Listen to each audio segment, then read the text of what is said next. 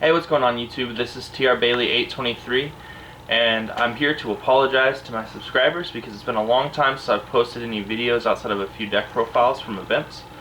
I'm going to come at you guys today with the deck profile of what I'm going to be playing this format, and we're going to do some other videos as well. And if there's any videos in particular that you really want to see, I would like you guys to please go ahead and leave it in the comments below to help me out, because I really want to get my channel going again. I now have an opportunity to, and your support is really all I need. So let me know what you think about this video at the end of it in the comments below. But let's go ahead and jump into the deck profile. So the deck that I've decided to play for this format is Geargia Traptrix. This deck is really strong. It has a very good matchup against a lot of decks, and I just really like the way it plays. Its side deck is versatile, but let's go ahead and get into it. So first off is the 3 copies of Traptrix Myrmilio. This card is very strong because searching for a trap hole card is really good. I know that sounds really bland, but the thing is with armor, if you flip armor and you summon this, that's 2 cards that you're pushing yourself forward into in one turn. Technically 3 because you draw, so you go +3 in one turn because you drew for turn as well.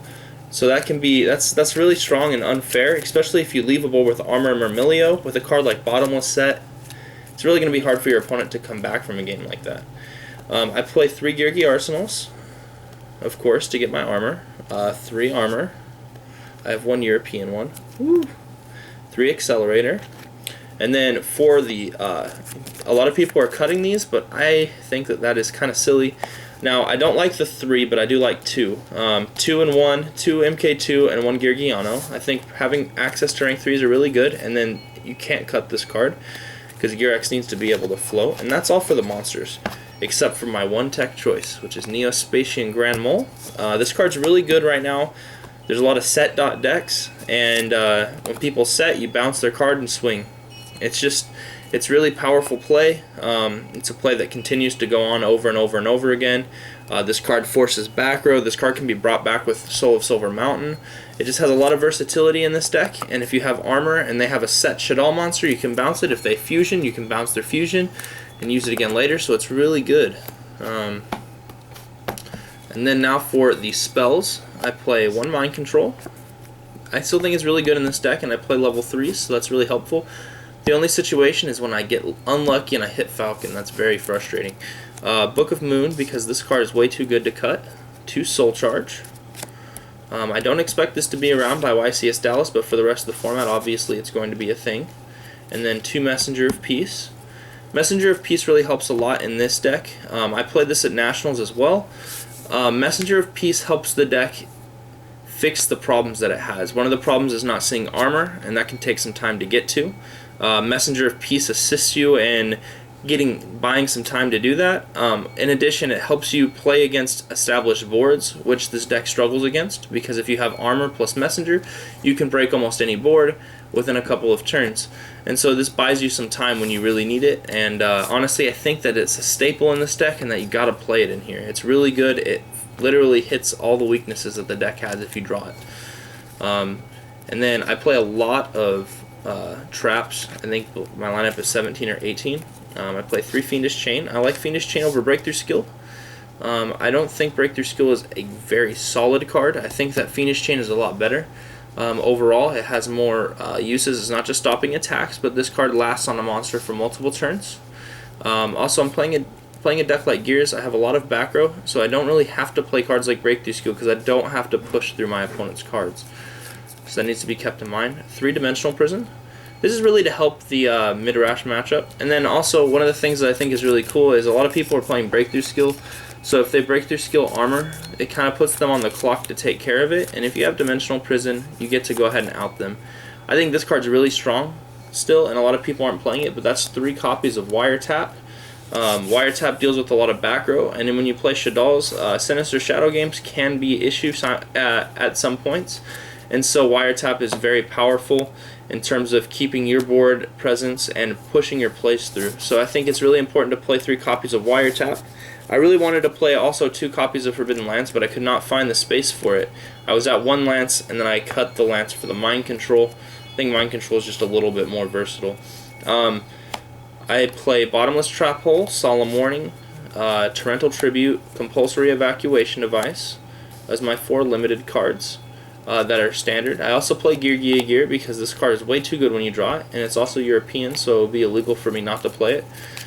And I play 1 Traptrix Trap Hole Nightmare. At first I had cut this card, but Traptrix Trap Hole Nightmare helps you against potential Excite Night plays, mostly, is what I was worried about. And you can search with Myrmilio, so if you have a really solid amount of cards and you have Myrmilio, you just summon Myrmilio, get Nightmare to protect yourself from Excite Night. And then another card that I play is a one-of is Macrocosmos. I think it's a really good meta call. It's if you open it, it's basically game against the whole meta game right now. So I think it's worth playing. And then I also play 2 Space-Time Trap Hole. If I was playing any deck besides Geargia, it would probably be a one-of. But being that I'm playing Gears and people have to use their extra deck to beat cards like Geargia Armor, it's definitely really strong in this particular type of deck. And that's why I think a 2-of is a very good choice for the deck. Now on to my extra deck. I play 1 Wind-Up Zenmaines, 1 Tempo. This is mostly for the Stellar Knight matchup, and I think that the mirror will be more relevant than a lot of people believe it will be, because this deck is still very good.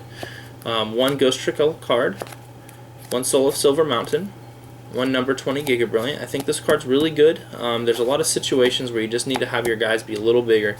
Bujins are going to see a lot of play, and this card's very strong against Bujins for this deck. Number 80 Rhapsody and Berserk, because the card is Berserk. Abyss Dweller, Emerald, Excite Night, Castell. This card's a godsend from Konami. I'm really happy they printed this card. Number 101 Silent Honor Arc, number 103 Ragna Zero, and then 3 copies of Geargia X, of course. Now to the side deck. 3 copies of Max C, 1 copy of Dimensional Fissure, and 2 copies of Noblemena Crossout. Crossout's a solid card right now overall, because there's a lot of decks that set monsters, even outside of Shadal's. 3 copies of Mystical Space Typhoon, because you need that versatility in your board to deal with matchups where they bring in continuous trap cards, or they just play cards like Tower, and you really want to beat that card, obviously. 2 copies of DNA Surgery. This is to help the Spellbook Bujins and Noble Knight matchup, as well as other matchups that I might not be thinking about on the top of my head right now, but I'm sure they exist. 2 copies of Shadow Imprisoning Mirror, because Shadow Mirror is solid against not just Shadal's right now, but it's really good against Infernity, obviously, and also it can be very helpful against Burning Abyss, which that deck does have some potential to do some work. And so Shadow Mirror is just really solid if you play the random Dark World guy. You never know if you play the random Insector, so it has its applications.